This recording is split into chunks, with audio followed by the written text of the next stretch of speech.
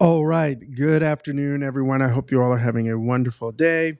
So, New York City is finally getting to the business of turning Manhattan's 34th Street into a busway. And here's the kicker, they are going to complete it by the end of this year. That is amazing. I love it. I love it. That is wonderful. So, so now a long stretch of 34th Street will be reserved for buses and cars going to local businesses by year's end, according to the Department of Transportation, as the city prepares to begin work next month to turn the east-west thoroughfare into a crosstown busway. According to a letter sent by Dot to local elected officials Monday, reviewed by New York Daily News, work on the busway is expected to begin the second week of October. That is wonderful. What do you all think? Let me know in the comments. This is glorious news. So let's find out more about this project. The project, initially proposed by the city in May before Mayor Eric Adams' administration paused the plan in July, will restrict traffic along 34th Street between 3rd Avenue and 9th Avenue to only bus traffic between 6 a.m. and 10 p.m. So it's not 24 hours. It's just during normal business hours. And in the commercial business district in Manhattan, that is 6 a.m. until 10 p.m. Private cars will be allowed to enter the street in order to visit local businesses, but will not be permitted to travel more than a single block at a time for that purpose. In addition to signage indicating the new busway rules, work on 34th Street will include parking meters in an effort to discourage long-term parking on the street. The work is expected to take several weeks. Busway regulations will go into effect at the conclusion of implementation, which is anticipated for November or December 2025, the letter reads. The busway is meant to build on the success of its southern counterpart, the 14th Street Busway, which sped up bus travel significantly in 2019. City data shows buses on 34th Street currently travel at speeds ranging from 3 miles an hour to 5 miles an hour. This is slower than Manhattan-wide average bus speed of 6 miles an hour. Woo, that's pathetic. Let me tell you, that is pathetic. Let me know what you think. The citywide average for buses is 6 miles per hour. My guess is they have too many bus stops. And it takes, like, I used to live in Harlem. And what would happen is it would take forever for people to get on the bus and pay the fare and then go all the way to the back of the bus to or whatever seat they wanted to sit in.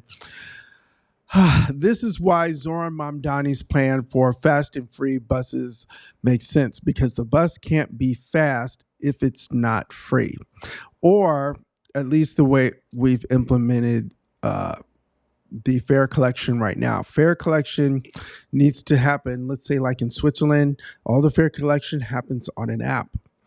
And if the bus happens to stop and then the fare verifier gets on the bus, the officer gets on the bus to verify the fare, then they check your app to make sure you've paid your fare. If you haven't, then you end up paying like $50 instead of like $2 or whatever it is. So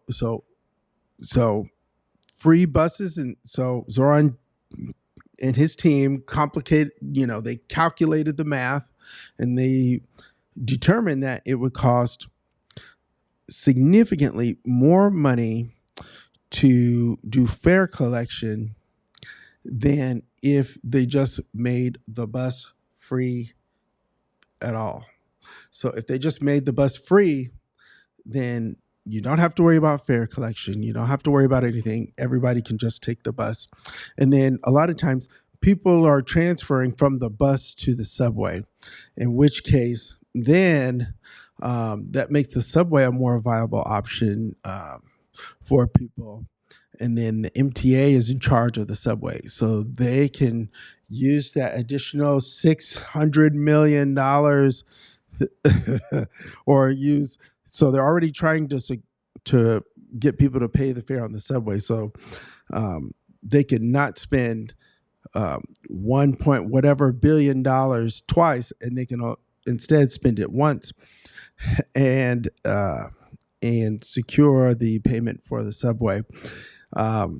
I know a lot of people don't think they should be charging for the subway at all, but I don't know anywhere in the world where they don't charge for the subway at all. But I do know in some places in the world they don't charge for the bus, and it's been relatively successful. In this case, Zoran is treating the bus payment problem as a problem-solving issue, as a math problem, like what's going to be cheaper, collecting the fare or just paying for the bus, because we're not getting rid of the bus. So that means we're just getting rid of the fare. And then rich people are going to have to pay a little bit more. That's okay. They can afford it. Look, we've been giving them everything, so it's time for us to get something for it. Oh, city data shows that 34th Street Busway. Oh, okay, read that part. Most consumers in Midtown are traveling by transit, and they deserve world-class, fast, and reliable buses, DOT Commissioner Yondanis Rodriguez said in a statement. Busways bring dramatically faster and more reliable service, and we are excited to get started on this transformative project.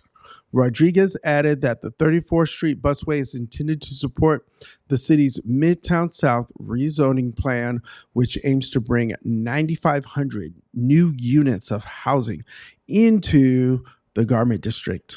Well, really, it's a little bit more than the Garment District, but yes.